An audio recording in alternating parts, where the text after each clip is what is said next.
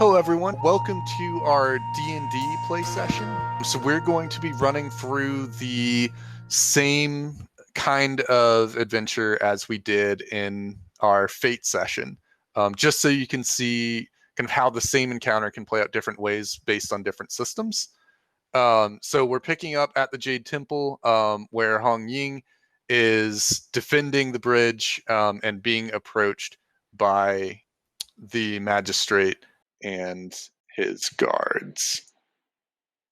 So we'll pick up there. Bradley, what would you like to do?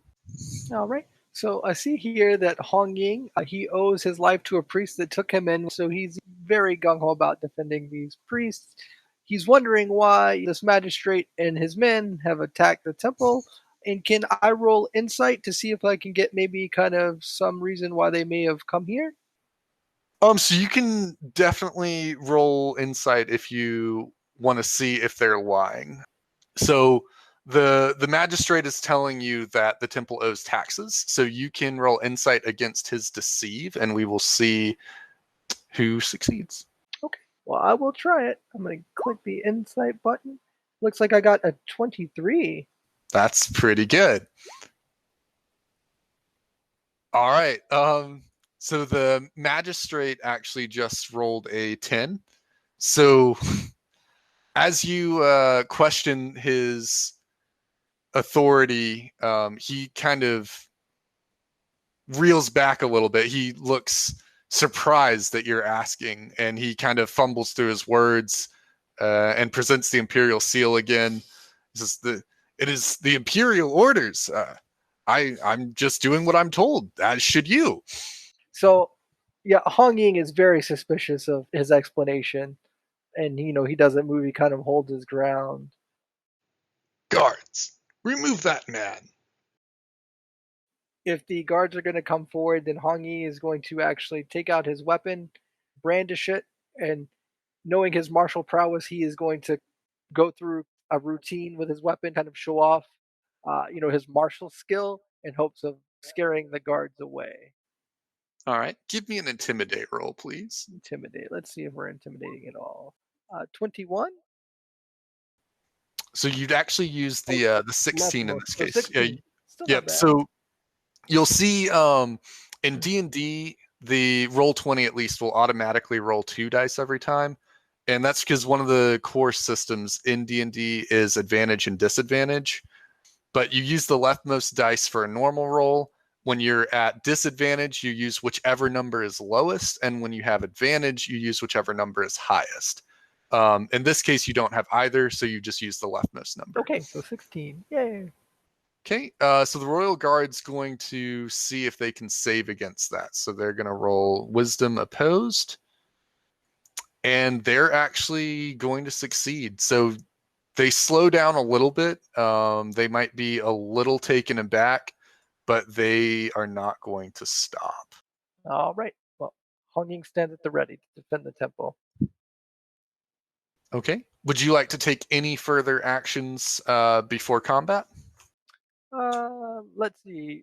What are my options? Yeah, so you should actually see journal entries. You should see an actions and combat sheet. Yeah, there we go. Yeah, so that'll give you a full list of what you can do in D&D. And as we mentioned in our first video, D&D is a more game-focused system than Fate. So you're a little more restricted. In Fate, we did a lot of general roles, using fight for combat actions and then athletics for defense and things like that. Here you have a kind of specific set of actions and specific weapons that you would be able to use. Okay. So Hong Ying will just stand there at the ready, waiting for the guards. And while they approach, he's like, your master is a lying dog. He uses the imperial seal to commit crime. Why would you serve such a man? All right, give me a persuasion roll. Okay.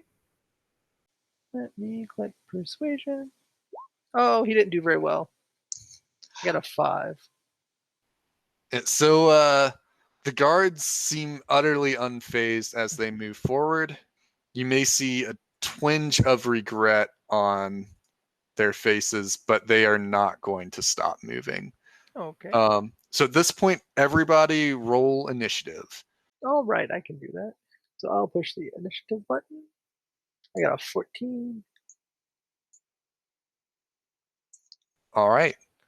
So our initiative order here is going to be one of the guards, then you, and then the other two guards. So we'll start out with the first guard is going to advance on you. He's going to move to attack. So in D&D, there's no defense roll. You can see that the guard has rolled a 17. We compare that to Hong Ying's armor class, which is a 16, and that is a success. So you are going to take the damage from that, which, oof. 15. All right, so he will be down to 25. All right. All right, and then it is your turn. All right. Well, Hong Ying is going to defend himself and the priests. So he will use his longsword and attack. Okay. And at your level of fighter, you can actually make 2 attacks. So you would make a second as well if you would like. Sure. Bump. Okay. So it looks like a 20 and an 18. So both of those attacks are going to hit. If you would give me a damage roll, you can do that by clicking the longsword in the chat. Okay. 11 and 11. Oof. All right. So the first guard is going to be brought down by your series of slashes. The other two seem a little more hesitant now, seeing you dispatch their friend that quickly, but they are resolute and they are going to move forward as well. So the next one's going to also attack. And he is going to do not very well. So as he brings his spear forward to hit you, you are able to nimbly step to the side and avoid the damage. And the next guard is also going to move into range. And he is going to also miss. So you find yourself in a kind of maze of spears, but unharmed. It is back to your turn. All right. So I'm looking at my actions here. You can ready an action you will perform later in a certain after a certain trigger. So could I ready an action to attack if I am attacked in turn? You certainly could do that. So in this case, after cutting down one of their friends, then Hong Ying is going to hold off attacking for now and try to talk some more sense into these guards. Okay. So I do not want to hurt you. Abandon your larcenous ways and return home to your families. Otherwise, you will suffer the same fate as your companion. Okay. Give me an intimidation roll, and this time you're going to have advantage because they have seen you take out their companion in a single exchange. Okay, and so I will roll intimidation, and I'll take a 21. Ooh, wow. That's pretty good. All right. So they're going to roll insight, and they do not succeed. So the guards are now afraid of you, and so what that means in D&D is they can't move willingly closer to you, and they have disadvantage on their attack rolls. In this case, it also means they are going to back away. So the first one's going to use his full action to move away from you, and the second one is going to move slightly away, but still kind of defending the bridge. And they shout back to the magistrate, "What do we do?" The magistrate, though, moves forward and says, "Kill him, you fools!" And it is back to your turn in initiative. Okay, so Hong Ying is just going to, let's see, it looks like I have a speed of 30. And so I think the squares we're using here, they're broken into 5-foot sections. That's correct. Okay, so that means he gets to go 6 squares. So I'm going to go uh, 1, 2, 3, 4, 5, 6. You can run, correct? I saw here on Yes. the. So if you want to use your action to do so, you can move another 30 feet, but it would mean you couldn't do an attack. That's perfectly fine. So I'm going to use the dash action in combat. So I'll go another 6. 1, 2, 3, 4, 5, and then 6. So he is going to go around the guards and after the magistrate. That's very clever. They are still afraid of you, so they can't move any closer. Um, the magistrate is panicking a little bit, seeing you running along the statue's arms. And you see black fog begin to pour out of his eyes, and he mutters an incantation. As you watch the first guard that you had killed erupts into black smoke, and a large creature with blades for hands appears. And the first thing it is going to do is charge you. Oh no. So it is going to come in right behind you, but it has used its full action. The guards cannot follow you, since they can't move willingly closer to you. They're going to make a wisdom save to see if they're still afraid of you. So the guard in the front is no longer frightened by you, but the back guard is. And it is your turn again. All right. So I will hop off of the statue arm. So 1, 2, 3, 4, 5, 6. I've seen this magistrate. He's clearly showing signs of using horrible black magic, and so I will strike out with my sword at him. All right, give me an attack roll, please. All right, so I will roll my longsword, and I have a 20. All right, so that is going to beat his armor class. Give me a damage roll, please. Okay, that'll be 9. Okay. So your sword disappears into his robes, and he gasps and stumbles away from you.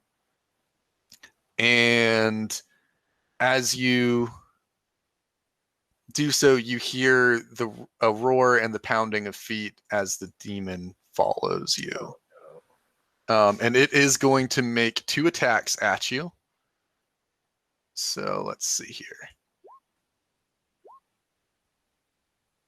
And what is your armor class? 16. Okay, so the first attack you're able to step out of the way. The second attack, though, is going to hit you. And you take another 4 damage as its blades bite in under your shoulder. Oh, no. I guess it's the guard that goes next that is no longer afraid. Correct. All right. He is going to use the dash action. So he moves into his master's side. He doesn't take any offensive action towards you, but he does move past you. So you actually can take a reaction if you'd like and hit him if you choose. This is called an attack of opportunity. Sure, I'll do that. So I think I got a 10. It probably misses. No. So as you swing out, he catches your blow on his shield, which he interposes between you and the magistrate. And the back guard is going to make a wisdom save again. But he is still frightened of you. He remains cowering in the middle of the bridge. And it is back to you. Okay. So the guard is defending the magistrate? Correct. All right. Let's see if we can't get the magistrate in a position to be between myself and the creature. Let's do 1, 2, 3. So I'm Very gonna nice. hopefully stand behind the where the guard is positioned, do a nice Okay. flip over the and then come down behind them. And All I'll right.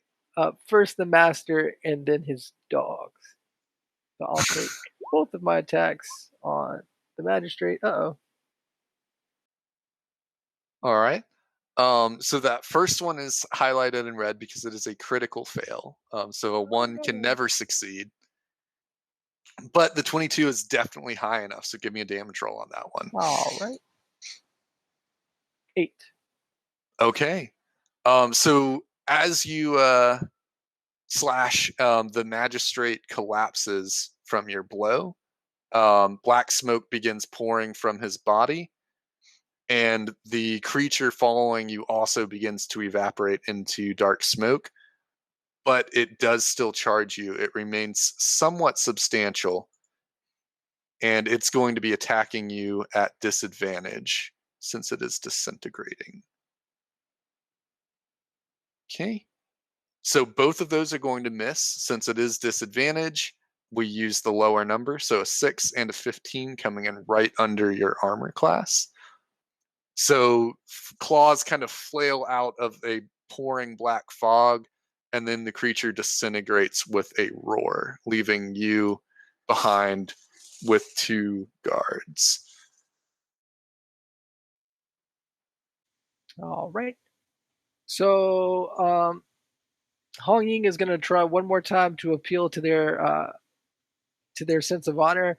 Like, your master is dead. You have nothing to fear. Lay down your arms and do not suffer his fate. All right, give me. You can do an intimidate or a persuade on that, depending on how you're wanting to spin it. But you have advantage either way since you have just slain the magistrate. I will try. I'll do persuasion. I think I have the same in either skill. So we'll see what we got. Oh, 21. Very nice. All right. So at Hong Ying's words, the guard's eyes flick from the magistrate and then back to Hong Ying, and then he drops his spear and begs for his life.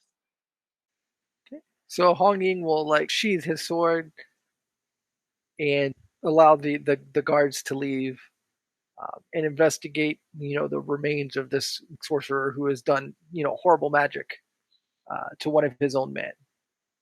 All right. So we will wrap the session there, and we'll talk a little bit about kind of the difference with D&D and Fate. So I think probably the biggest thing you'll notice is that action sheet being much more specific than Fate uses, and then the movement also being very specific. So you can see how Bradley was moving along the squares and kind of counting them to show that he was within his 30 feet of movement. So D&D can be a lot more granular than Fate, which can be nice from a positioning perspective. Like when Bradley moved to put the magistrate between him and the demon, that's something that it's harder to express in Fate because you're not tracking movement quite as finely, but it can be pretty rewarding as well. Once again, guys, thank you so much for joining us for our play of D&D, and we hope you have a great time and happy gaming. See you, everyone.